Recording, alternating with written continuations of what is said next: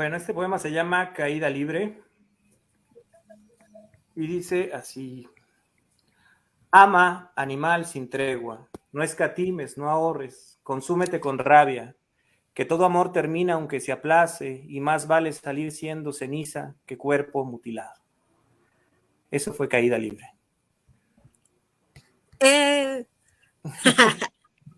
Bienvenido. En este momento. ¿Cómo están? Está. Pues bienvenidas, bienvenidos al conversatorio. Hoy tenemos a un invitado que convoca muchas lecturas, también muchos recuerdos. Estaba pensando en nuestro invitado esta semana. Me tomé como el tiempo igual de stalkearlo, ¿no? Recordar en algunas revistas que salió hace algún tiempo. Seguramente él nos comentará más de su escritura el día de hoy.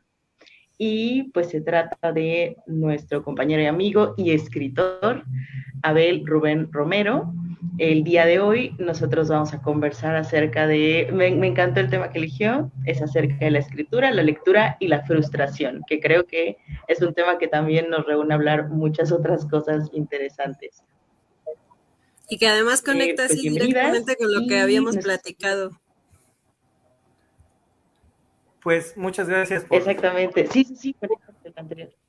Muchas gracias por la invitación. Siempre dejamos que aquí ustedes se presenten. Entonces, adelante, Abel. Bueno, puedes compartirnos quién es. Mi nombre es Abel Rubén Romero, vividor urgente, nacido en el 84, mexiquense, y pues bueno, con una afición ya de algunos años por la creación de artefactos verbales. Por ahí he publicado un par de poemarios independientes, que es Luminiscencias y La luz que sobrevive. No sé, pues para más he aparecido en algunas antologías nacionales, alguna también internacional. Y pues he publicado sobre todo en medios electrónicos, en alguna revista estadounidense, y escribiendo, publicando, participando en lecturas, dándole también a la cantada y, como saben, también dedicándome a pagar las facturas con mi labor de abogado.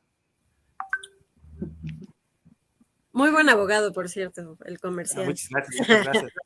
Busquen a Abel porque saca de un apuro también. Pero está muy chido convivir con Abel, haber convivido con él como compañero de clase, haber coincidido a lo mejor en algunas reuniones sobre poesía, bueno, algunas lecturas, etcétera, y tenerlo ahora como invitado de nuestro programa, que para nosotros es como recordar y regresar a los años universitarios, pero sin dejar de lado que ahora está bastante inmiscuido en esto de la poesía. Eso que escuchábamos al inicio, pues es una pequeña muestra, ¿no? Pero pues también, si ustedes quisieran adquirir algún ejemplar de sus poemarios, pues seguramente si lo contactan, pueden hacerlo, ¿no? Y se los recomiendo bastante. Y pues el tema de hoy creo que está bien chido, ¿no? Porque regularmente uno habla de ya los poemas armados, los poemarios ya publicados, las presentaciones de los libros, a lo mejor todo lo que conlleva haber publicado un texto, una obra, ¿no? Pero muchas veces olvidamos todo lo que hay detrás, ¿no? Que tiene que ver con todas las frustraciones, con todos esos espacios en donde nosotros ya no podemos escribir, como los bloqueos de lectores de los que hablaban hace unos programas, y ahora también los bloqueos en la escritura, que creo que son bastante frecuentes y de los cuales a lo mejor no solemos olvidar o lo solemos omitir ya al momento de leer una obra. Entonces, a mí me gustaría saber por qué te interesó en principio hablar de este tema, ¿no? No es que estemos así frente al, cuéntanos cómo construyes tus obras y cómo te ha ido después de haberlas publicado, sino esos atolladeros en los que tú te encuentras a la hora de escribir, incluso un verso, ¿no? No tanto así como voy a armar un poemario, sino, no sé, un verso que quiero yo armar, desde ahí digamos que empiezan los problemas. A mí me gustaría saber por qué te interesó hablar más bien de los bloqueos escriturales? Pues yo creo que estoy en una etapa muy, muy pesimista en la que como que estoy muy desencantado de muchas cosas, ¿no? Pero es que, a ver, como que todo el tiempo desde que uno empieza a escribir se va enfrentando como a distintos impedimentos. Primero empiezas, pues no sé, en mi caso hablaré solo de mi experiencia más humana que como hacedor de artefactos literarios. Es que, pues primero empiezas a escribir con todo el ímpetu, la emoción, las ganas, el amor por estar haciendo algo, ¿no? Y pues no se te ocurre al menos a mí no se me ocurría que podía hacerlo de forma medianamente profesional, más profesional y todo eso, ¿no? Entonces, creo que el primer paso y la primera gran frustración es cómo transformo esto que estoy haciendo en algo que ya no sea para entablar un proceso de comunicación con alguien, sino que ya sea digno de poder ser mostrado a otras personas. Y esa es la primera gran frustración. ¿Por qué? Porque ya después de algunos años me doy cuenta que no hay respuesta a eso. ¿En qué momento un artefacto literario, en qué momento un artefacto verbal se transforma en literario? Y entonces ahí empieza la gran duda. ¿Cómo sé si lo que estoy haciendo tiene la suficiencia para mostrarse a las otras personas y sobre todo para entrar al lugar de los escritores que yo quiero, ¿no? Entonces, pues te empiezas a comparar, aquí recurro a esta analogía de, te sientes como un enano a hombros de gigantes, quieres decir algo, pero cuando te comparas con la gente que tú admiras, pues te llenas de miedo, ¿no? Y esa es la primera gran frustración. Después de eso, luego te enfrentas a la cuestión de la publicación. Y esto porque tiene un doble filo. Primero, la poesía en nuestro país no tiene un mercado para autosustentarse. Segundo, si tú encuentras quien te publique, te van a cobrar. Y luego, si te van a cobrar, en realidad, ¿están apreciando tu trabajo o quieren ganar dinero con tus ánimos de estar publicando? Y luego después encuentras ya 1000 plataformas en donde todos publican de todo. Y si te has consagrado algún tiempo a estar trabajando lo que escribes, ¿qué valor tiene esto contra el que agarró 5 minutos, escribió un texto y lo publicó en el mismo lugar donde yo aparezco? Entonces, bueno, si quieren podemos entrarle por ahí para que ustedes también me vayan diciendo, ¿no? Como todas estas frustraciones, desde el no poder publicar o hasta el paso de todos publican. Y como bien decían por ahí, ¿no? Si todo es poesía, si todo es arte, ya nada lo es. Y eso implica, pues, una frustración muy grande porque no sabes en dónde estás. Y creo que es característica de nuestro tiempo, ¿no? De la posmodernidad o la hipermodernidad, el hecho de que ya no tenemos directrices para saber en dónde estamos y hacia dónde vamos. O no sé, ¿ustedes qué opinan? Híjole, está súper chévere. Saludos a Jesús, que ya anda por aquí. También Jacqueline, que se está haciendo también una buena conversadora. Es que son varios puntos. Y como lo comentábamos en el programa anterior, por ejemplo, con el Culichi, ¿no? ¿Cuántos de nosotros no somos escritores de closet precisamente por no haber roto esas barreras que tú dices? El tratar de compararnos, que está muy mal. No te vas a comparar con alguien que ya está hiper más que consagrado. ¿Y cómo le vas a dar valor a eso que tú ya escribiste cuando de repente, y lo veo también como bien lo mencionas, Abel, en algunos de los foros, y no es decir que está mal o está bien, pero que de repente están publicando ahí o ya son una especie como de revistas literarias medio digitales o foros nada más abiertos y que de repente a lo mejor me voy a escuchar muy purista para variar, pero que están escribiendo con unas faltas de ortografía, marca llorarás, que no se comprende bien estos cuentos en cuestión de sintaxis, o, pues bueno, recordando alguna revista en la cual estabas publicando, que todo es escatológico, que todos son penes, que todos son vaginas, que todo es esto, y qué tanto valor se le va a estar dando en comparación hacia algo que tú ya estás trabajando, que quieres hacer algunos sonetos o que quieres ser un poco más rítmico o a que a pesar de que sea verso libre, tratas de darle una continuidad y un ritmo que de repente a otros les vale 3 kilómetros de lo que quieran y cómo introducirte en ese punto para no caer a lo mejor en estas banalidades de que, como retomando lo que decías, de que si ya no es arte, entonces ya estamos haciendo artesanías de la poesía, y ojo, no quiero decir que sea malo, o ser del montón, o cómo sobresalir en ese punto sin que uno tenga ya un padrino que tenga cierto renombre, que ya esté publicado, o que te haga una reseña de tu cuento, o de tu poema, y que sea algo más o menos decente, aunque hables de la continuidad. Sí, fíjate que al respecto, ahorita que hablas de esto de los padrinos y todo eso, ahorita hay un conflicto en los chismes literarios del ganador del premio Aguascalientes, que pues precisamente, a ver, una reseña que le hace, creo que se llama Rubén Rivera, el poeta, y bueno, hay una reseña negativa que le hace por ahí Cel Cabrera, y bueno, acusa a Cel Cabrera precisamente de esto, ¿no? Que es un poemario que sí tiene como una línea temática, ¿no? Está dividido, se supone que el libro no lo he leído, pero habla de suicidas famosos, escritores suicidas famosos. Entonces empiezan a atacar unos a otros y se empiezan a acusar precisamente de amafiados, ¿no? Que si tú, que si yo, se suman algunos de un bando y otros del otro, y de pronto termina siendo un chismerío que ya no tiene nada que ver con la poesía, y que además nadie puede aportar una prueba de la supuesta mafia de uno o de otro bando, ¿no? Y todo ese tipo de chismes te hacen darte cuenta, también con un maestro que tenemos en común, cuyo nombre no revelaré, pero él mencionaba esto, que todos más o menos tenemos en claro, que los premios literarios tienen más que ver con cuestiones mercadológicas. Uh-huh. No necesariamente con una calidad estética. Y él decía, pues es que los premios literarios no resuelven sobre cualidades estéticas.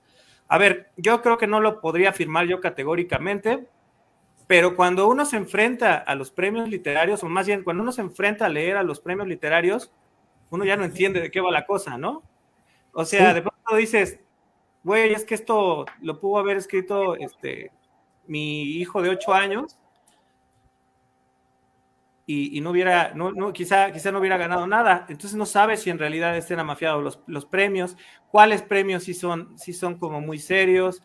Y esto te llena después de otra frustración, que es la que también quiero mencionar, la frustración de, bueno, y entonces yo como poeta tengo que estar premiado para ser un buen poeta, o siquiera para ser poeta, como decía el poemínimo de Efraín Huerta, ¿no? Soy un buen poeta de segunda del tercer mundo, ¿no? Entonces, viene eso. ¿Qué es lo que tiene que hacer uno al escribir? ¿Solo escribir? ¿Solo publicar? ¿Buscar becas y premios literarios? ¿O por el contrario, parte del ser un poeta incorruptible sería no apostar a estas cosas? ¿Guardarse en el anonimato escribiendo en tu casa, siendo un poeta de tocador?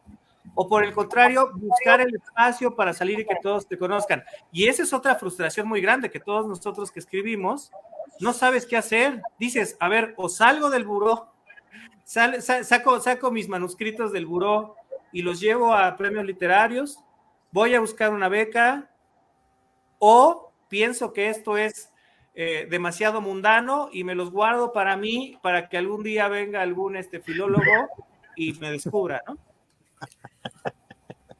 Eso está genial. Eso tiene mucho que ver con la frustración. A lo mejor no escritores, digamos, literarios, ¿no? O literatura como arte, pero otro tipo de escritores que igual hacen una super chamba, que son los tesistas, ¿no? O los que hacen tesinas, que pues de pronto hacen genialidades. Yo aquí, bueno, pues el trabajo que más conozco, por ejemplo, yo diría Sophie Sofi tiene una gran tesina y una gran tesis de licenciatura y de maestría, y no sabemos realmente qué va a pasar con todo ese trabajo que hizo, ¿no? Que además está padrísimo, pero pues creo que está por ahí un poquito guardado y que parece muy injusto, ¿no? Porque fue un gran trabajo, pero está guardado, ¿no? Se queda sepultado, ¿no? Como tú decías, bueno, no decías tal cual, pero queda sepultado en el mar de la información, en el mar de los textos, y dices, híjole, y eso, ¿cuándo va a salir a la luz, no? ¿Quién lo va a leer? Pues, digo, está ahí digitalizado, sí, pero pues está sepultado, ¿no? O sea, no sabemos. Entonces, es parte de esas frustraciones, ¿no? Seguramente es algo que se comparte con más gente, ya que más, creo que no sé si haya más tesistas que escritores literarios, no lo sé, pero bueno, es algo que se compararía. Y también mencionabas, Abel, que a veces te comparas con los grandes, ¿no? Y yo pensaría que en lo innecesario que fuera eso, que es eso, ¿no? Digo, sí, Octavio Paz también pues, es un gran poeta y escritor, ¿no? Y parece que su poesía, pues no sé qué tanto trasciende ahora, ¿no? O sea, igual ya está por ahí, yo considero que ya está por ahí medio sepultado. Discúlpenme, puristas de la literatura, guardianes del canon, pero pues creo que es eso, ¿no? O sea, ya quien trabaja Octavio Paz, no sé si sea porque ya está muy trabajado, porque ya está por ahí medio perdido, pero ¿qué necesidad habría que a un mexicano tuvieran que comparar con Octavio Paz, ¿no? O con algún otro escritor? Yo creo que sería muy chido que fuera la propia voz de la persona. Entonces, pues Y que no tiene que sé. ver con lo del canon, ¿no? O sea, la cuestión de qué entonces es literatura y qué no es literatura. Y entonces, por ejemplo, lo de los premios es cierto, o sea, han generado mucha polémica porque no sé, se cuestionan las características que evalúan, ¿no? Recuerdo, por ejemplo, un caso hace muchos años sonado, ahorita se me fue el nombre del chico, pero pues cuando propuso una beca para los poemojis, ¿no? Que ese es otro gran tema de la escritura y que también reúne de quién legitima, entonces si estás publicado, ¿no? Como dices, que es la pura burocracia también literaria, ¿no? Si estás publicado, aunque tu libro no haya sido distribuido adecuadamente, ¿no? Aunque nadie te haya leído, entonces eres un autor, pero pues lo que quieres es hacer presentaciones, también tener ciertas, o sea, sí, ¿no? Como cierta forma de compartir lo que se hace. Y eso resulta que a veces lo más frustrante, como lo entiendo y lo que mencionas, y también frustrante para muchos escritores he logrado ver, es que justamente el asunto de las publicaciones, pues sí está a veces muy supeditado al tipo de público, ¿no?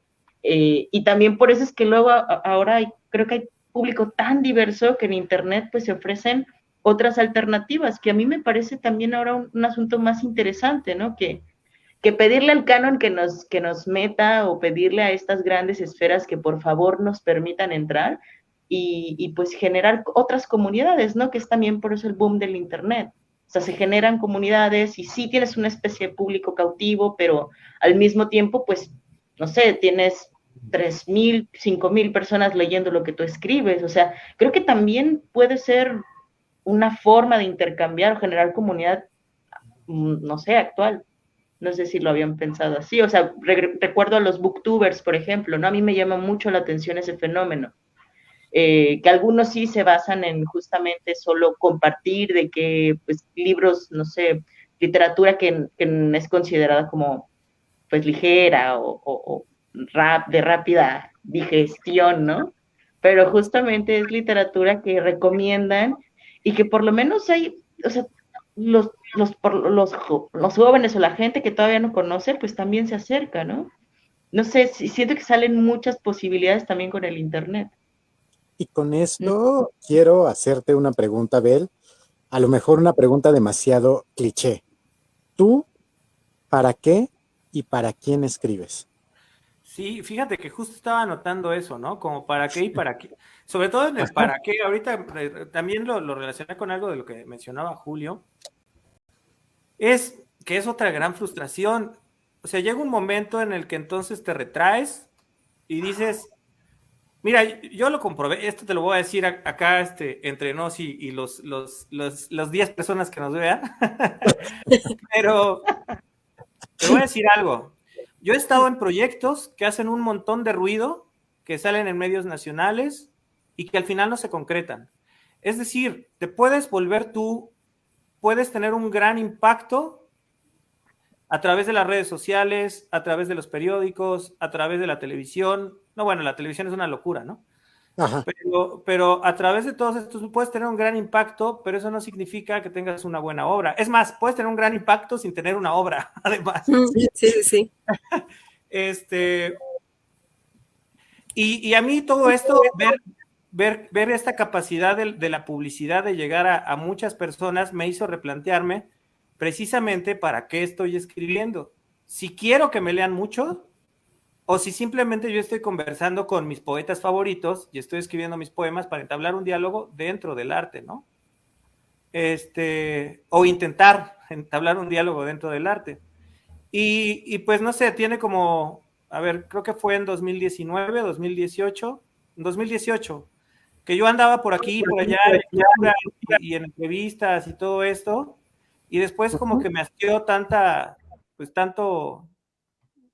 apariencia, y decidí dejar de participar mucho en lecturas, ¿no? Porque bueno, en aquel tiempo incluso yo mismo buscaba los espacios. Me consta. Sí, y Teníamos abierto un café donde también hicieron presentaciones y varias cosillas.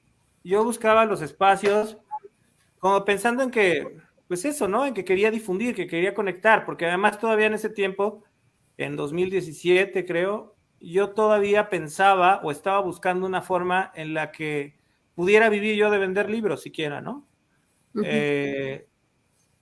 Y pues esa era mi intención. Después, te digo, ya después como que vi que era demasiado ruido y pocas nueces, como dice el dicho, y preferí replegarme, ¿no? Como dejar de participar tanto en lecturas, dejar de estar yendo, y sobre todo pidiendo espacios aquí y allá. También esto como de... Es un cote eso. ¿Nos podrías Perdón. comentar eso? ¿Qué pasa ¿Perdón? con esa gestión? A mí me interesa mucho que nos comentes, y sobre todo para las personas que no conocen cómo es el medio, que nos comentes cómo sucede esta gestión, porque a veces se ve mágicamente al autor en la mesa y con el micrófono, pero no se sabe cuánto, o sea, a veces implica estar simplemente promoviendo una antología, ¿no? O sea, o tener un espacio en algún lugar. ¿Nos podrías comentar así, ahondar en eso? Sí, yo te lo voy a platicar. A ver, yo siempre me he mantenido dentro del terreno de la independencia, no por gusto ni porque sea un purista, ¿no? Pero siempre es lo que hay. Entonces, hay un movimiento literario independiente en México muy sólido, muy amplio, muy grande, ¿no? Es un movimiento independiente muy grande. Entonces, sobre todo yo estando en España y con la necesidad de sobrevivir allá, lo que empecé a hacer es, dije, ¿sabes qué? Voy a buscar a todas las personas que me puedan brindar una plataforma para llegar a otro lado. Empiezas a buscar en Facebook. Facebook en ese sentido es una herramienta maravillosa porque entonces empiezas a conectar con gente que de otra forma no conocerías. Y entre ellos, pues desde luego buscas algunos escritores que tengan más trayectoria, buscas a gente que tenga los medios de difusión, y allá me sirvió mucho, tanto así que pude participar, por ejemplo, dando una plática a estudiantes de periodismo de la Universidad Pontificia de Salamanca, ¿no? Entonces fui a dar una plática de crónica literaria. Me invitan, ¿no? Y bueno, tú como dices, ¿no? Pues ya los chicos a los que les di la plática llegaron y recibieron al poeta Abel Rubén Romero, que viene a hablar aquí sobre cuestiones literarias, pero detrás de ello hubo una gestión y a mí no me pagaron un peso por hacer eso, ¿no? Es decir, nada más me dieron el dinero de los, no me acuerdo cómo se llama esta aplicación, que tuve que tomar un coche privado, ¿no? Para que me llevara a Salamanca de regreso, un BlaBlaCar, ¿no? Nada más me dieron el dinero para la transportación. Yo conseguí a través de Couchsurfing un alumno de la Universidad de Salamanca que me diera posada, y ya yo llegué y me presenté, y esto fue a través de la amiga de un amigo que tenía un proyecto allá en Salamanca. Entonces ella me conectó con la universidad y llegué para allá, ¿no? Siguiente, como estaba yo buscando pues chamba como músico, también contacté a mexicanos que se dedicaban a hacer gestión cultural allá. Entonces esto me llevó también a poder dar un concierto y recital de poesía en Cádiz, en un escenario maravilloso que se llama la Casa de Iberoamérica, que hace cuenta, yo lo veía y era como, no sé, como el Palacio de Bellas Artes, pero de Cádiz. Y entonces vas tú, ¿no? Yo que me sé 5 acordes en la guitarra y 3 ritmos, pues de pronto estás dando un concierto, leyendo tu poesía. La verdad es que fue muy enriquecedor, ¿no? Conseguí el espacio a través de la gestión y a través también de la generosidad de las personas con que me contacté, pero es cierto que sí fue retribuido en el sentido de que pues toda la gente que estaba ahí, españoles y mexicanos avecindados en Cádiz, pues estuvieron muy, muy emocionados y divertidos allá, ¿no?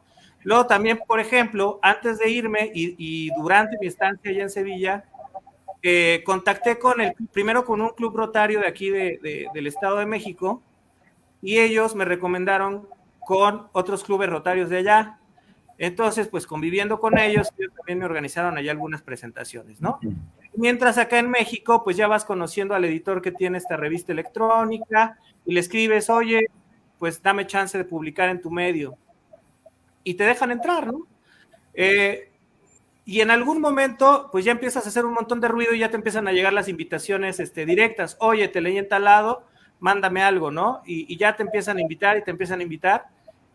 Pero es machete, pues, finalmente es estarte relacionando con la gente adecuada que te puede publicar, que te puede abrir un espacio. O también, ¿sabes qué? La otra es como el proyecto que tienen ustedes. Si nadie me da el espacio, yo lo hago.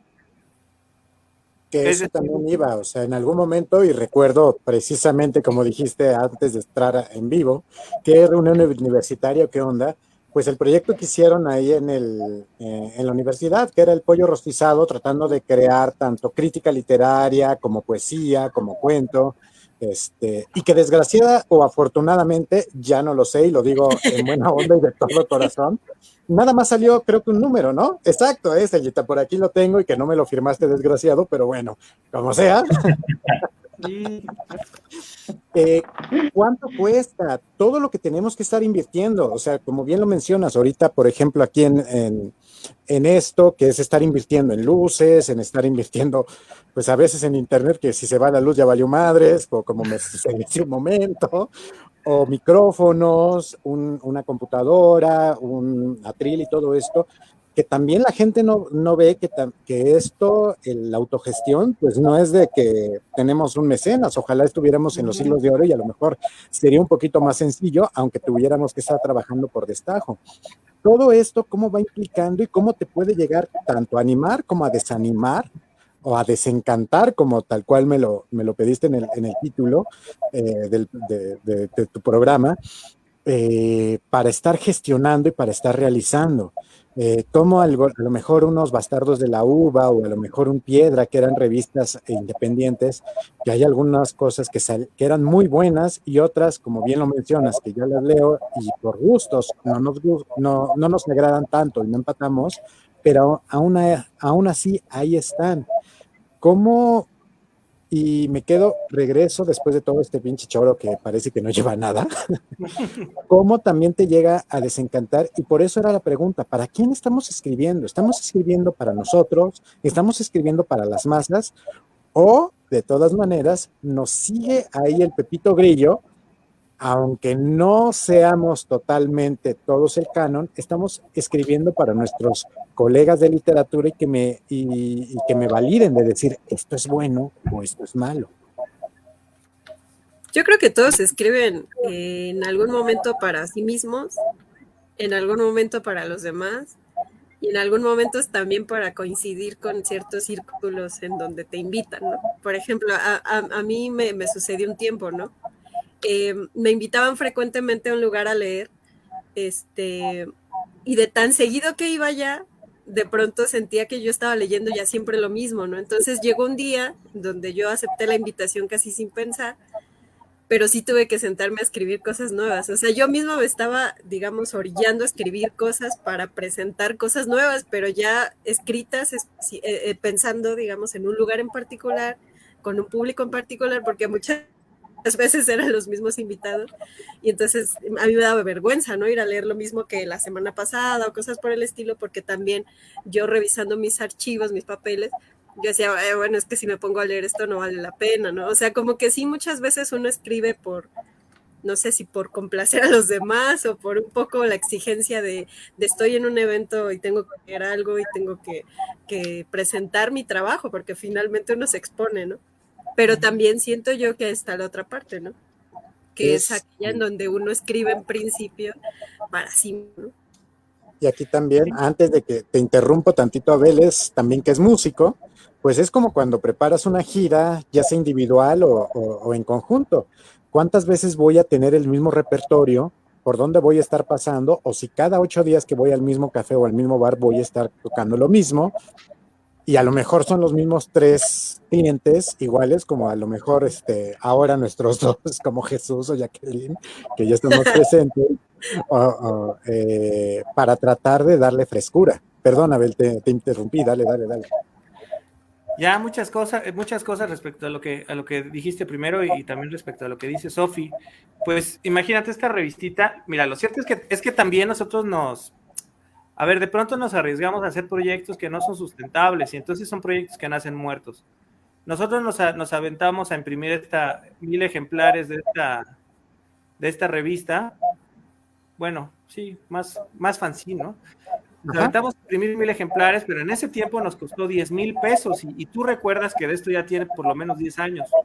Sí. Piensa también alguna editorial independiente que es de las más famosas de aquí de México. Uno de sus escritores, uno de sus poetas me comentó que le cobraron 50,000 pesos. 50,000 pesos. A ver, uno entiende que el trabajo de la editorial, pues también no solo es imprimir, editar e imprimir, sino también hay un trabajo de difusión, de estar llevando al autor a ferias de libro, de conectarlo en los canales, ¿no? Donde se pueda vender su obra y se pueda conocer más. Es decir, es una chamba editorial, pero es una lana, pues, no asequible para cualquier para cualquiera de humanidades, ¿no? No es asequible, ¿no? Entonces de pronto también ya se va convirtiendo en un asunto de desigualdad también, si no tienes el dinero para publicar. Y esto ya lo decía por ahí en algún poema Becker, ¿no? Con dinero, o no sé si era Becker o Quevedo, ¿no? Que decía, con dinero cualquiera hace poesía.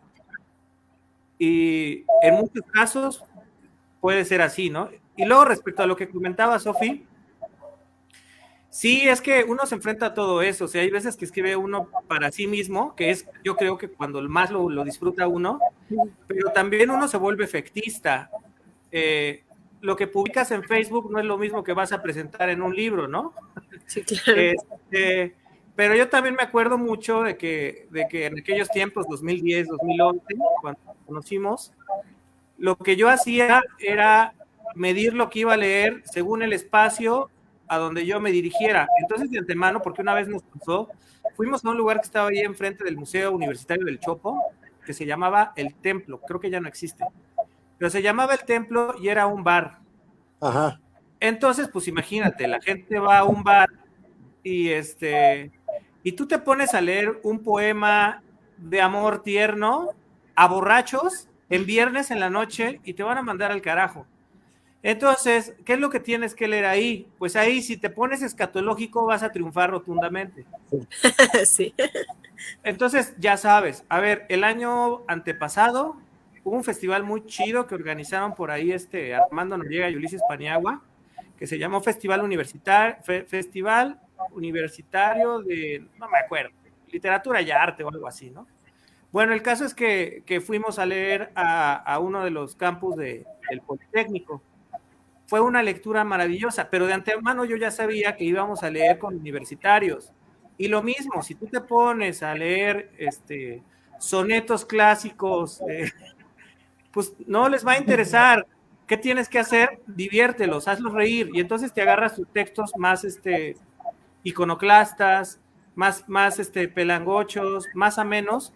¿Por qué? Porque si no se duermen. Y bueno, entonces ya también vas adquiriendo la maña de qué leer dónde y funciona. Te tienes que adaptar, ¿no? A final de cuentas. Pero yo tendría una pregunta con todo esto que hemos platicado. ¿Quién tendría más derecho a publicar? ¿Un buen escritor? Un alguien que lucha por su literatura, ¿no? Bueno, en tu caso tienes como las dos, ¿no? Eres buen escritor y has luchado bastante Ay, gracias.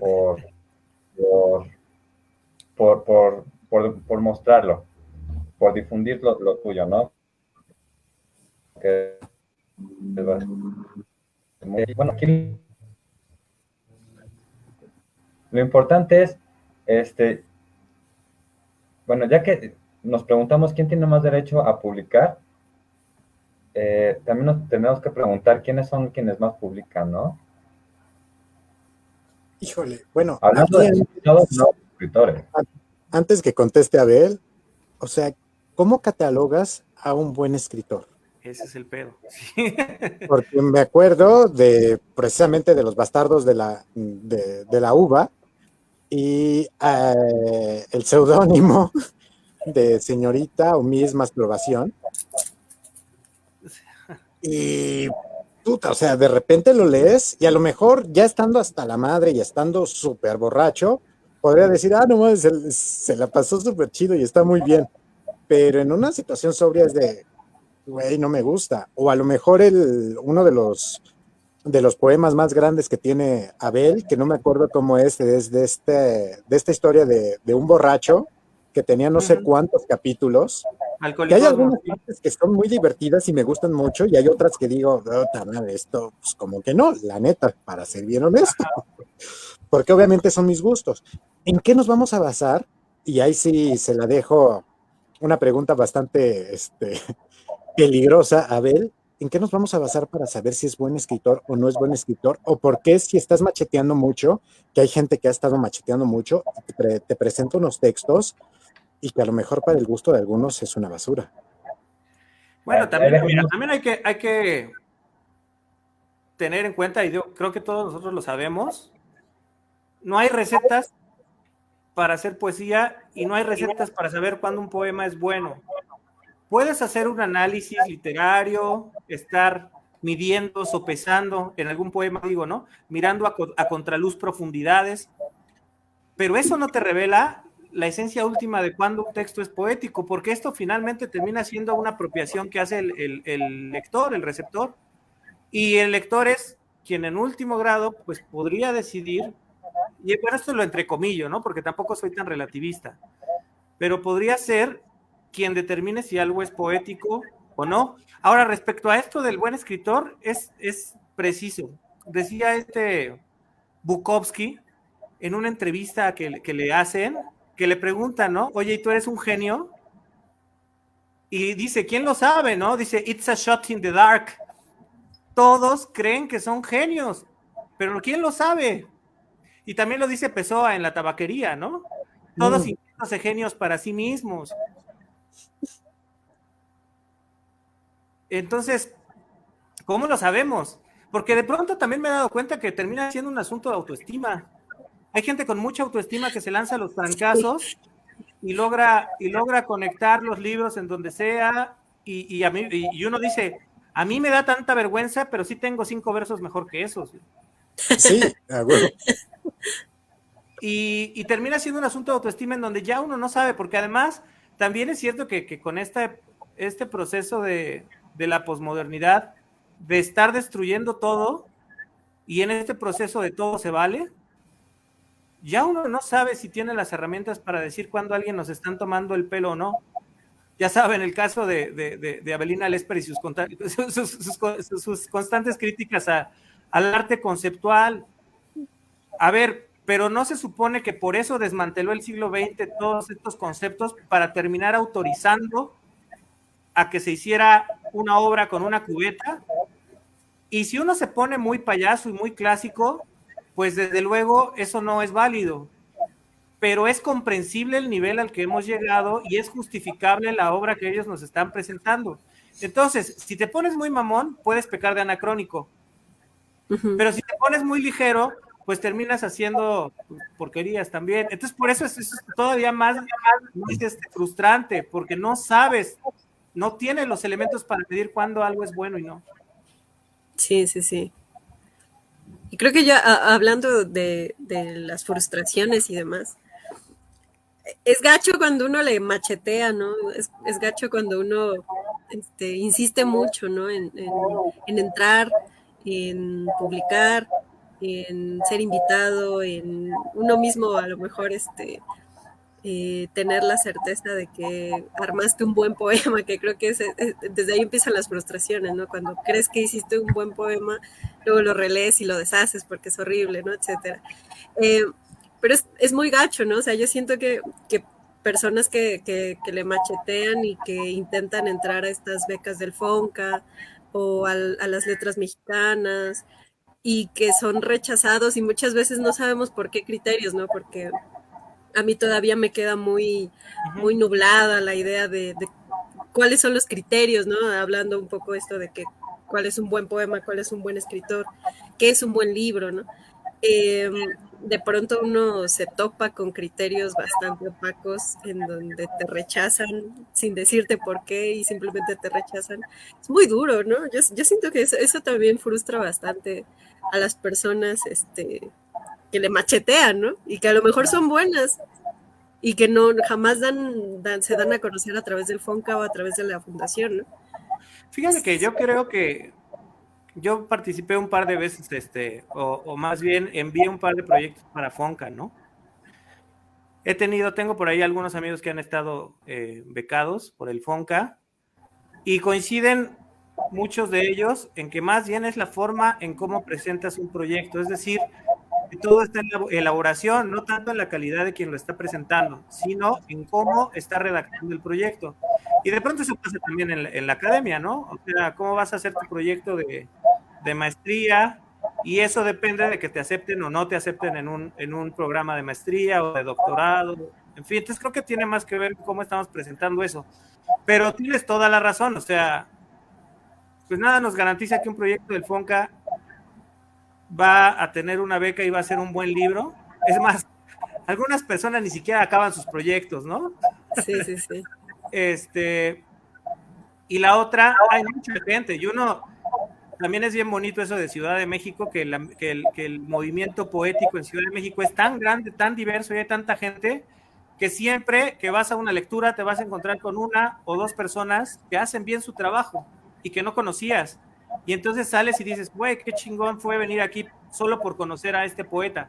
Y ya te vas haciendo de tus predilectos, ¿no? Uh-huh. Y también eso es importante, y no nada más en la poesía. Por ejemplo, puedo poner dos versiones muy alejadas, que por un lado está Iván Tula, con el que ya tuvimos aquí y con el que me encanta trabajar con sus proyectos, y que nunca se ha ganado nada del FONCA, a pesar de que mete y mete cada año. Y por otro lado está también mi otra amiga que quiero mucho, que es Itzel, y que se ha ganado también para teatro estos premios. O, por ejemplo, la escritura de esas películas que ha hecho Itzel, que nunca se proyectan aquí en México, pero sí han ganado diferentes premios, como Distancias Cortas, que fue su ópera prima, pues es también la parte como podemos llegar a trasladarlo desde el área del arte visual, como es el teatro o el cine, a bajarlo también aquí a la literatura. ¿Cómo te puedes llegar a dar cuenta de eso? ¿Cómo puedes llegar a encontrarte con un buen escritor? ¿Y cuáles son esos parámetros? O sea, y yo lo digo mucho, las vanguardias me cagan. O sea, no me gustan, y Sophie me hace mucha burla por eso. Pero ya en un análisis estrictamente literario y formal, pues digo, es una chingonería. Que a mí no me gusten es muy diferente.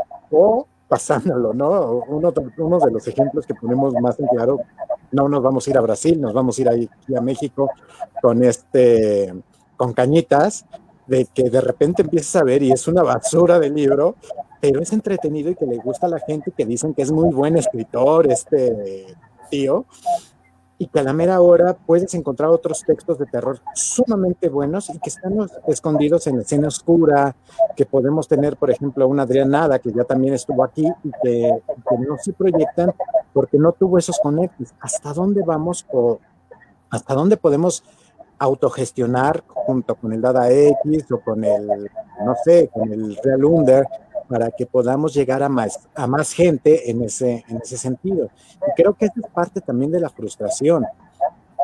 Yo creo que si tanto Abel o cualquiera de nosotros tuviéramos, no sé, 300, 400 mil pesos, ya tendríamos una editorial, estaríamos publicando y tendríamos ciertos parámetros en los que dejaríamos de lado a lo mejor a algunos que son muy buenos u otros que son muy malos que también pasarían. Creo que ahí va ese punto. Y también se lo digo.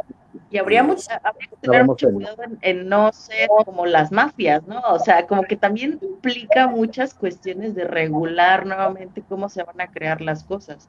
Por eso creo que también, insisto, ¿verdad? No sé si es mi condición de millennial, pero sí creo que el Internet en ese sentido está dando como otras posibilidades, ¿no? O sea, antes de verdad no tenías, o sea, además de la televisión y quizá medios independientes donde también hubiera acceso exclusivo, pues no podías figurar de ninguna manera, ¿no? Ahora el gran cuestionamiento es qué es y qué no es de calidad, porque estamos en una información, en una sobreinformación ahora de libros, ¿no? O sea, a mí, por ejemplo, este fenómeno del fanfic, creo que sí, esa es como se llama, ¿no?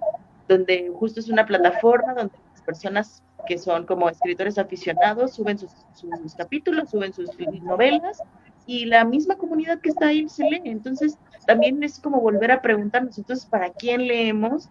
Y si te quieres volar un proceso de calidad, pues también ahora, también ahora está esa posibilidad, ¿no? Decir, pues me vale a quién le guste y no, yo lo voy a colgar y a ver a quién le agrada. O sea, siento que, por ejemplo, eso me intriga mucho, porque entonces apertura ahora, pues, a mover los libros de otra manera. Sí, además que también, ¿sabes qué? Que a ver, esto como de las mafias, ¿no? Que estamos diciendo, digamos, estos poderes estructurados, para no ponerlo como en términos tan negativos, se están moviendo. No sé si ustedes se han dado cuenta de... No sé si ustedes se dan cuenta que... A ver, voy a tratar de ser mesurado para no decir idioteces. A ver, cuando llega la 4T, hay un movimiento, un reacomodo de los factores culturales, digámoslo así. Yo sí me doy cuenta que hay editores y editoriales que antes no tenían acceso a las instituciones culturales y ahora sí lo tienen. Por ejemplo, ¿recuerdan ustedes este movimiento de Israel Miranda que se llama, es el taller de creación literaria? Ellos siempre han sido, también por necedad y obstinación de Israel, siempre han sido pues se han mantenido en el margen y en la independencia porque es parte de lo que reivindican. Y pues me parece que fue el año antepasado donde ya pudieron presentar una antología en la que yo también participé, pero se presentó en el Palacio de Bellas Artes. Esto no hubiera ocurrido en el sexenio pasado. Ahora, ahí mismo llegaron los de Mantra Ediciones y presentaron sus libros, ¿no? Ahí en alguna lectura fue Iván Cruz, ¿no? Gustavo Alatorre, Saúl Ibargoyen, en fin, son gente que antes no llegaba al Palacio de Bellas Artes. Ahora, a mí mismo me ha tocado ya estar en el centro de creación de Javier Villaurrutia, que era un centro que antes era como para grupos poéticos muy fifís, la verdad, ¿no? Muy, en fin, ¿no? Ahora yo ya he estado ahí. También hace poco el mismo Fondo de Cultura Económica, a través de la gestión de otros poetas y escritores, pues hizo un Congreso Internacional de Filosofía y Poesía en la que yo pude participar, en la que estuvo Luis García Montero, estuvo Oscar de la Borbolla, Ulises Paniagua, que fue el que coordinó todo el show, ¿cómo se llama? El de Taller Igitur, cuyo nombre ahorita no lo recuerdo. Pero en fin, son medios que antes no existían para nosotros y que ya pudimos alcanzar. Todas estas mafias, uno pensaría que son solo monolíticas, pero son grupos que se van reacomodando y que de pronto en un jirón de tuerca te toca estar ahí. ¿Me explico? en algún momento, yo no sé si alguno de ustedes va a ser coordinador de literatura de Limba, ¿no? O algo así. Y en ese momento, seguramente, pues colaboraremos y estaremos ahí, ¿no? O sea, todos estos pueblos se van reacomodando y no siempre se hace tampoco como una mafia, sino solo se reacomoda todo. Chale, yo no quiero ser el malo del cuento. Siempre eres. Bueno, para empezar, Abel trae porra. Saludos a Sara. Ay, un beso a mi amorcito, Suara de Luna. Pero hasta qué punto, y lo digo con mucho respeto, porque también algunos de estos poetas que comentas, los conocí tanto en el café como haciendo algunas protestas y todo este rollo, que tanto se acomodan al discurso institucional, porque eso también, híjole, de repente me salta y es de, oh, o sea, vámonos con esta parte de comunismo, socialismo, o vamos que por mucho del pueblo y a la mera hora no. Lo digo con todo respeto y con todo, tratando de ser lo más objetivo, no porque me caiga mal Andrés, ni mucho menos, sino son varias cosas que he visto en diferentes ámbitos. Que por otro lado, no significa que tampoco esté mal, porque o sea, también se le tiene que estar dando voz a todos, tanto los que están a favor como los que están en contra. Pero no sé hasta qué punto podría llegar a hacer eso. Y bien lo dices, a lo mejor en el sexenio pasado no llegaban a esos rubros o a esos puntos, o a lo mejor sí llegaban, pero no se les daba tanta publicidad. Que bueno, hablando también de cultura, híjole, si no es fútbol aquí en el país, chale, tanto deportes como cultura queda como que muy alejado. Y eso no nada más es de ahorita, eso es algo tal cual cultural en este sentido. Y lo digo con mucho cariño y con mucho respeto porque todavía sigo viendo a muchas de estas personas. O sea, también hay muchas cosas que me gustan que hace este Ulises, y que afortunadamente también, no me acuerdo si fue el año pasado o el antepasado, que fue el año del cerdo, su cuento que ganó. Ajá, sí, No me sí, acuerdo. sí, el que ganó el premio de Villarruel, García Márquez. ¿no? García Márquez, sí, exactamente. Y Ay, también regreso al punto de qué es buena literatura y qué es mala. ¿Por qué? Porque si es para las masas, quiere decir que es mala. Si es para un sector en específico, significa que es malo. O sea, híjole, a lo mejor aquí me van a crucificar, que también en algún momento lo comentamos con Samantha. ¿Realmente Paulo Coelho es muy malo? ¿O no? ¿O es una apertura para irnos hacia otro tipo de textos? No lo sé. ¿Hasta qué punto podemos tener esta apertura de dejar que todo llegue para poderlo publicar, o sí realmente tener un filtro? Y hace rato se me olvidó, o más bien, como siempre nos interrumpimos, ya regresamos a esas buenas hábitos, que hay algunos cuentos o algunos poemas que le he dicho a Abel, guay, este está muy chido, y es otro de que, ¿qué te pareció este? Oye, amaneció 3 pesos el kilo de tomate, güey, ¿no? Lo que pasa es que estamos condicionados por nuestra formación, ¿no? Por nuestro entorno cultural, pero de pronto tenemos que entender que, a ver, de pronto tendríamos que ver que lo que está ocurriendo allá afuera en las artes y en todo son hechos culturales.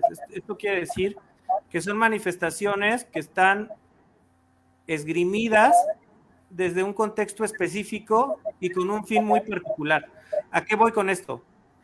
Si nosotros nos ponemos desde nuestros prejuicios académicos, literarios, a valorar a Paulo Coelho, pues sí, güey, yo estoy utilizando esto para juzgar aquello, pero aquello no pertenece a esto, ni le interesa además. Entonces, entonces es ahí cuando, yo recuerdo que yo tenía, a ver, cuando estaba más chavo, yo tenía muchos problemas ahí con mis papás, porque decían, no, hombre, es que este artista vendió millones de copias, ¿no? Yo así de jefe, eso no lo hace un buen artista, ¿no? Pero era así, pero pues vende, ¿no? Pues vende. Y entonces, a ver, desde la perspectiva de mi papá, desde valor que está articulando, tiene toda la razón. Ajá. Es decir, a estos artistas de masas, ¿cómo los mides? Con base en las ganancias que generan. Lo mismo pasa con Paulo Coelho, ¿no? Lo mismo pasa con Osho. Lo mismo pasa con cualquiera de estos gurús del New Age, ¿no? O Carlos Castaneda, ¿no? Que son muy hippies o muy espirituales en sus libros y por detrás viven en un chalet en, no sé, en la chingada, no Sí. sé. Que Entonces, tienen que pero ser pues, Monty Royce. ajá, ellos se están articulando no dentro de la literatura europea, canónica, se están articulando desde el mercado y bajo la lógica de eso, del mercado, ¿no? Y chale, me van a decir Yo, pinche yo capitalista, tenía, ¿no? Que fíjate, tampoco está mal, porque les está funcionando. Perdón, Julio. yo tenía una pregunta, pero creo que ya la contestaste, ¿no? Porque en realidad te iba a preguntar, tú como un escritor, ¿no? Luchón, que ya eres, Luchón. todo lo que nos contaba es un escritor luchón. Además, bueno, pues buen escritor, ¿no? Dentro vamos a decirlo así, dentro de mi perspectiva, pues eres un buen escritor, ¿no? Te conozco desde hace mucho tiempo y sé que siempre has luchado por esto. Entonces, mi pregunta iba a ser, ¿qué se siente saber que quienes sí publican son personas que no tienen capacidades literarias, ¿no? Por ejemplo, no sé, youtubers como Germán Garmendia, como Pepe y Teo, o personas que definitivamente no tienen nada que estar haciendo escribiendo, bueno, no sé, como Jordi Rosado. Entonces, yo preguntaría, ¿no? ¿Qué siente un escritor como tú? No voy a decir un verdadero escritor, pero pues sí, pero bueno, un escritor como tú, de saber que esas personas, pues sí, o sea, con la cintura, con la mano en la cintura, pues llegan y proponen algo, inmediatamente se publica, ¿no? Pero bueno, creo que ya lo contestaste diciendo que no es lo tuyo, no es como, no es lo que estás buscando, es como otra cosa allá, entonces, bueno. Sí, es otro. Yo no entiendo perfectamente que esas cosas pasan. A mí lo que luego me parece muy raro es como esas extrañas uniones que se dan en lo que antes era el academicismo y ahora la cultura de masas. Por ejemplo, la novela de esta Elvira Sastre que ganó hace poco y que es reconocida por la Real Academia y de pronto, como esto que es literatura de masas, que se parecería más a Paulo Coelho, te puede ganar un premio de una institución, pues más conservadora como la Real Academia, ¿no? Como un poeta como Luis García Montero reconoce a estos poetas, estos poetas que están en boca de todos precisamente por el escándalo que representan para los formados en la poesía europea occidental canónica, ¿no? Y se vuelven un escándalo. ¿A quiénes me refiero? Pues Elvira Sastre, a Marwan, a De Frets, y cómo, o sea, pero cómo de pronto ellos se están clavando ya en el espacio de la otra poesía, que sí es una poesía como más elaborada, no sé cómo decirlo. Eso a mí me sorprende, pero sí uno entiende que uno no podría hacer nada con Elvira Sastre y que por los prejuicios, por lo menos los míos, pues yo sí escucho a Elvira Sastre y me dan, mira que yo soy cursi y ella me parece más cursi todavía, ¿no? Por eso te quiero, por lo cursi.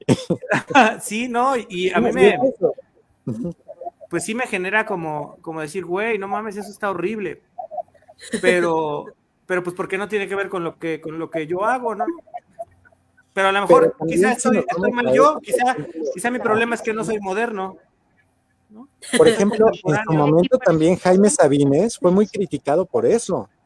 También, y hay gente que todavía le sigue pegando a Jaime Sabines porque, no manches, es la poesía del pueblo. Y con eso me voy, como dices ahorita, a Marwan o a del Juárez, que pues es que esto no está dentro del canon.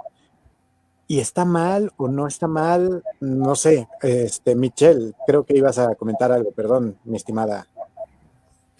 No, es que incluso había ruido aquí, pero justo, ¿cómo es que llegan a establecerse como un parteaguas, ¿no? Como lo mencionabas ahorita con Elvira Sastre, que me parecen poemas lindos, ¿no? O sea, como en el rollo de decir, pues están lindos los poemas. Yo veo que los adolescentes están muy felices con esos poemas, porque también hay una identificación de un público muy joven, ¿no? Yo justamente por ahí un poco empecé a leerla. Igual que hay otro chico español que es como Elvira Sastre, pero que en masculino. Ay, no debí decir eso. Pero bueno, es la parte de dedicar los poemas ahora en masculino. Y exacto, a mí no me conmueve, pero entiendo a qué tipo de público conmovería. Ahora, lo que me cuestiono es si todos estamos en ese mismo discurso del amor, por ejemplo, ¿no? Que es el que entonces está prevaleciendo y entonces por eso a lo mejor se vuelve un libro bastante leído. O sea, es ahí donde entra ¿qué pasa? Sí depende mucho del público.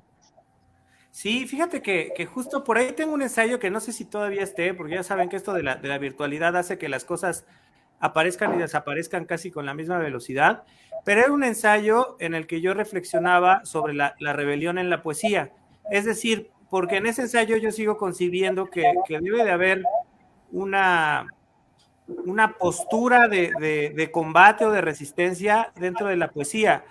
Y ahí decía yo que hay un movimiento, y que incluso yo creo que llega a Elvira Sastre y esto, hay un movimiento en que dice que la emoción tiene que ser como el principal bastión de la poesía.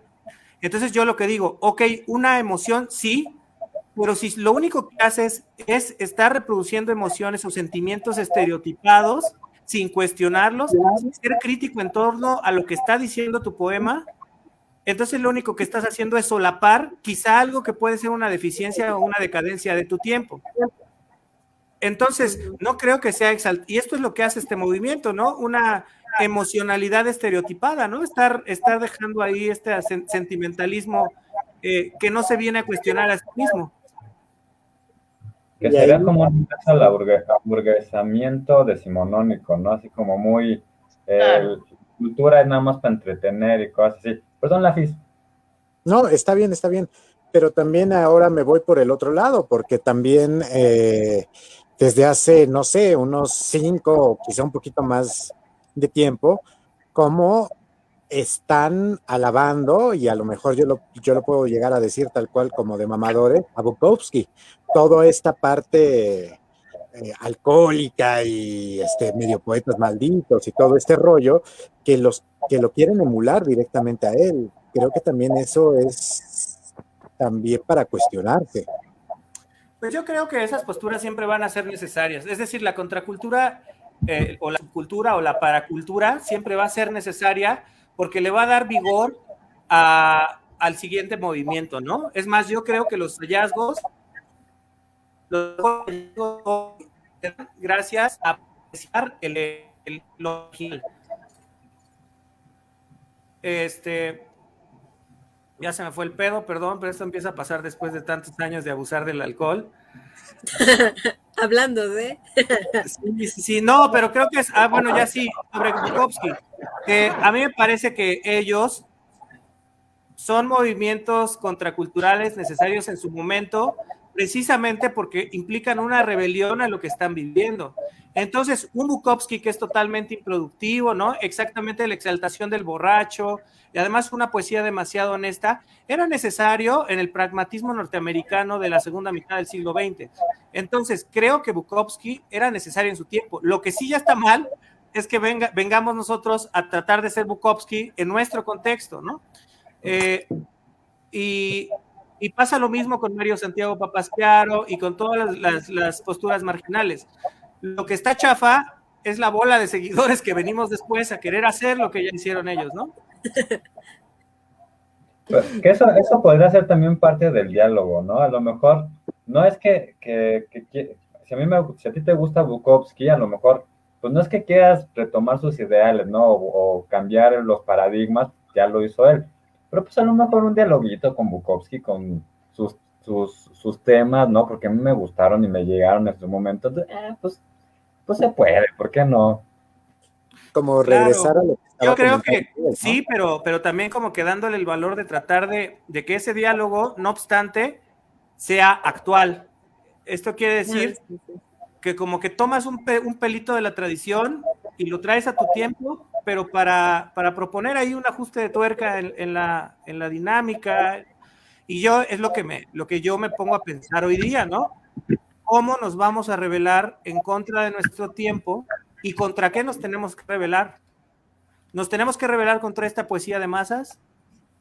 Y si es así, entonces tendríamos que hacer otra cosa, es decir, no sé, a lo mejor modificar los temas, la forma de abordarlos, no sé, tratar de construir otras cosas que finalmente no se van a obtener, y esto lo sabían muy bien los poetas de finales del 19, no vamos a obtener el aplauso. O sea, la rebelión implica que te van a reprochar o que ni te van a apelar en tu tiempo. Pero si quieres seguir como perpetuarte en esta rebelión, pues tienes que conformarte con no ser leído y quizá nunca lo seas. Sí, sí, sí. Yo quizá voy a sonar muy conclusiva, pero a mí me gustaría saber cuál, en este momento, porque nos mencionaste anteriormente que estabas en un momento pesimista, ¿no? Yo me quedé pensando, no quiero saber tampoco toda la vida de Abel, porque pues no, a mí quién me llamó, ¿no? Pero a mí me interesaría saber, en este sentido, cuál sería tú como escritor, tu mayor frustración ahora, por así decirlo. ¿Qué es lo que te mantiene, digamos, en ese estado por ahora pesimista, ¿no? Pues fíjate que yo creo que el desencanto me ha llevado a disminuir mi producción, ¿no? Todavía en el año, creo que 2018, 2019, en ese tiempo yo escribía un montón. Y de pronto como que llegué a esta insatisfacción de todo es lo mismo, ¿qué caso tiene, no? Y viene este momento de qué caso tiene, y también por otras cuestiones ya personales, en que como que de pronto todo ese ímpetu y todo ese trabajo que llevaba haciendo algunos años, pues se detuvo y llevo ya casi voy para 2 años en los que mi producción ha disminuido muchísimo. La frustración. Pero te frustra más, o sea, te frustra el doble, ¿no? Porque primero... Ahora te frustras por eso. Ajá, claro, porque entonces te sientes mal y dices, a ver, aquí me pasa algo que yo recuerdo mucho siempre a Max Rojas, que él escribe 2 libros, creo que escribe El turno del aullante, Ser en la sombra, y deja de escribir como por 30 años. Pero cuando regresa Max Rojas, escribe Cuerpos, ¿no? Poema monumental, inmenso. Y él lo platicaba en las entrevistas, es que yo pensé que ya se me había acabado el estro poético, ¿no? O sea, como que ya hasta ahí el poeta se acabó ahí y ya no hay más. Y de pronto pues viene la esperanza de decir, bueno, quizá estoy en una pausa de acomodo, ¿no? Y después vuelva a surgir este ímpetu creativo. Sí, porque tampoco implica ser hiperproductivo, ¿no? No se trata tampoco de eso en el arte. Como lo mencionabas ahorita, no se calcula por el número de copias que estás vendiendo. Y sí. además también de recordar que puedes saltar a otra arte o a aprender otras habilidades y regresar entonces también a la escritura. Pienso también en casos como Chumacero, como Rulfo, ¿no? Justamente de obra corta. O sea, de recordar que también no se trata de una superproducción, claro, sino también decir lo que uno quiere mencionar y saber en qué momento parar, ¿no? Igual nos pasa con los escritores, que de repente uno dice otro libro, pero ¿de dónde? ¿De qué manera lo sacó, no? Todos sabemos perfectamente esos casos. Entonces, yo respeto mucho el trabajo prolífico y superproductivo de algunos escritores, pero yo sí creo que, como decía Efraín Huerta en otro de sus poemínimos, no por mucho publicar te consagras más temprano. Entonces, tienes toda la razón. Además, no, la otra cosa, ni siquiera es necesario. O sea, también hay que regresar al punto de que ni siquiera, o sea, no es que el mundo no está esperando el libro de Abel Rubén Romero y no es necesario escribirlo. Y también uno debería de terminar aceptando que si no lo haces no pasa nada, pero como ya trae uno acá el pedo poético en la mente, te sientes frustrado, te emputas, ¿no? Y dices, es que no puede quedar así, es como, ¿sabes? Como si estuvieras en una pelea de box y ya te madrearon, no sé, ganaste los primeros 2 rounds, luego te madrean otros 2 y dices, ¿por qué no me bajo, no? Pero como ya estás en la pelea, dices, ni madres, le voy a seguir a ver cómo nos va en los rounds que siguen. Al calor. Pues ya. Claro, ya estás arriba. Y luego, mira, a veces me pasa dentro de las otras frustraciones, es que mucha gente que ya me conocía como en esta onda de que sabía que yo escribía poesía y todo eso, como que de pronto sientes que esta gente que ya te conocía está esperando que hagas otra cosa, ¿no? así como de, oye, ¿cuándo vas a seguir publicando? ¿Y por qué ya no publicas, no? ¿Y cuándo viene el siguiente libro? ¿Y cuándo? O sea, de pronto también empiezas a sentir que tu banda que ya te conocía, pues está esperando que hagas otra cosa. Y tú te quedas cruzado y dices, espérame, cabrón, me estoy acá limpiando los putazos para seguirle al ruedo, ¿no? Ya, chale, o sea, ya se nos fue una hora para variar con gente como tú. Puta, podríamos quedarnos todavía otras 2 horas sin problema. Por parte del conversatorio te lo agradecemos infinitamente. Qué bueno que nos aceptaste la invitación. Y bueno, vamos cerrando. No sé cómo les gustaría empezar a cerrar si quieren ustedes y dejamos en último lugar al querido Abel. A mí me gustaría que nos leyera otra cosa, Abel, para cerrar el conversatorio de hoy. No sé si estén de acuerdo. Sí, yo ¿Tendrás por ahí estoy algo, Abel? totalmente de acuerdo. Somos de esa banda que dice, preparado, Abel, pero que bueno. estamos esperando así. Abel, ¿cuándo vas a publicar? A ver, ¿cuándo vas a enseñar lo nuevo? Banda castrosa de siempre. La banda castrosa. Miren que hasta me volví abogado nada más por no publicar.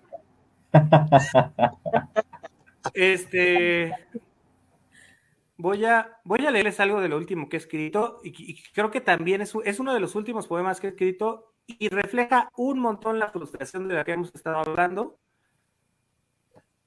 Y pues échenle un ojo, yo creo que van a reconocerse o van a reconocer muchas de las cosas que vivimos. Nada más déjenme lo encuentro porque esto de la tecnología. Y fíjense, ¿a dónde llega el grado de la frustración? Este poema sí lo llegué a publicar, pero lo publiqué con seudónimo para que no supieran que era mío, ¿no? Mira. Pero ya después, pues me hicieron reflexionar, ¿no? Y me dicen, güey, si empiezas a hacer eso, güey, nadie va a saber nunca quién eres, ¿no? Así como que me regañaron, así de, güey, no hagas eso, ¿no? Se llama No tuvimos tiempo. No lo logramos, no tuvimos tiempo. Derrochamos la vida, el hígado, la solapa, deleitamos nuestras noches lejos de los libros, no aprendimos francés, alemán, ni dirigimos nuestras gafas, ni la luz de un escritorio para entender los códices, los pliegos. Anduvimos sin prisa por las cantinas y los bares donde las mujeres se desnudaban, piadosas de nuestra pobreza y nuestro pregón de falsos poetas. No lo logramos. Preferimos pasar las tardes de academia tendidos sobre el vientre de alguna persona volátil o experimentar en los jardines de las casas de estudiantes con rayas, cuadros, cilindros, escapes simétricos para un sueño asimétrico. Creímos que la respuesta resplandecía al fondo de un bote de caña. Fuimos urgentes a descubrir los mundos tangibles y etéreos, dentro y fuera, más próximos siempre, pues éramos pobres de tiempo y bolsillos. Nos montamos alguna vez en un coche lleno de seres delirantes y fuimos donde el sol a sola y a solas despertamos sin recuerdos. Nos deshicimos soberbios del prestigio, mas apuntábamos inocentes a lo eterno. A cambio olvidamos decenas de libros en sofás amarillentos, en almohadones fragantes de humo, sudor y orina. Olvidamos los seminarios de latín y griego. Jamás comprendimos a los clásicos. No entendimos la suma belleza del hipérbaton gongorino, y en las clases de teatro barroco pensamos, juramos que el mundo era más resplandeciente cuando se evidenciaba en lo vivido. Pero estábamos anclados a otro siglo que pronto será olvidado, y acusado de inocular con su podredumbre la escasa facultad de nuestras plumas. No nacimos en una casa con biblioteca, en cambio retosamos augustos con el monitor aullante de luz insomne, con el reproductor de CDs y unos senos que al cabo nos enclavarían en la nostalgia, la depresión y las pastillas. Ahora llegan otros aires, otros hombres de birrete acompasan su canto con las voces interminables de otro tiempo, hurgan en los pasillos para comprender los dédalos de Aristóteles, Platón, Horacio, Mallarmé, Baudelaire, Rimbaud, Paz, Borges, Lezama. Se sacuden los sacos impolutos en las bibliotecas públicas, recuperan los incunables, las primeras ediciones, mientras nosotros seguimos ebrios y pobres y tristes y sucios en el rincón de una cantina. Ellos traen en cambio y con justicia el eco que hablará lo que nosotros jamás pudimos. No tuvimos tiempo de hacer los mejores versos, ni un poema nuestro será entrañado por la lengua. No tuvimos tiempo, nos ha anochecido de pronto, jamás escribimos la poesía. Sin embargo, nos iremos, con la risa intacta y los labios secos, con rodillas rechinantes y gargantas trémulas, de una vez y para siempre, bailando y cantando la hermosa vida. ¡Guau! Es un genial resumen. Híjole. No sé si ponerme a llorar o aplaudirte, güey. Sí, ya me deprimí más. Aplaudirles al lloro. Es que yo tengo que decir de verdad que, a ver, mi primera mala influencia en la vida, o sea, de las primeras malas influencias así, genial. Estaba recordando a nuestro invitado y justo esto de la casa, el jardín, pude reconocer cada una de las fiestas con Abel, y también sin él cuando de repente se iba y regresaba justo en un taxi con extraños, o sea, fueron, qué gran síntesis y qué grandes imágenes, está genial. Fíjate, Mitch, que justo ahorita que los tengo a ustedes, muchas de las partes de este poema hablan de esos tiempos cuando nos conocimos allá, ¿no? En la universidad y pues habla de ese momento de la vida, ¿no? Hace poco hablábamos de algo así, así que nos pusiste bien nostálgicos ya. Y frustrados además. Mira, está muy chido. Aplausos de Jacqueline que te dio y también lo que está escribiendo Jesús está súper chévere. Me gustó tanto este como el anterior mensaje. Y pues bueno, no nos queda más que agradecerte infinitamente. Cuando quieras regresar, esperemos que ya pronto podamos tener ya el estudio en vivo, en persona y poder tener la grabación ahí junto con unas cervezas, un alcohol o Por hasta favor. con agua y poder platicar otra vez en vivo acerca de esto. Muchas gracias, Abel. Sabes que también de la universidad eres, aparte de estos tres que tengo aquí, eres una de las personas que más recuerdo, que más estimo y que más quiero. Y pues bueno, ¿qué te puedo decir?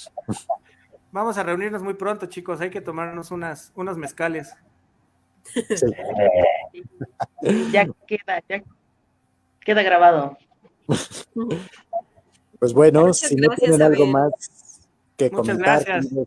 conversadores, muchas gracias a los que estuvieron por aquí, a Sara, Jacqueline, Jesús y también por ahí los que nos pusieron me gusta o me encanta. Un abrazo, nos vemos. Oye, y nos escuchamos. espera, déjate interrumpo. Muchas dale. gracias a Jesús Piñón por reproducir este poema que se llama Epitafio, que es mío también. Ah, ya. Sí, exactamente, mira, también te leen. Muchas gracias. Y bueno, pues gracias y pues nos vemos en la semana en las diferentes actividades que tenemos. Un abrazo y nos vemos pronto, nos escuchamos, nos leemos. Este fue el conversatorio literario, un gran invitado, Abel Rubén Romero, Sofi, Mare, Jules y para acá Lafa. Gracias, chao.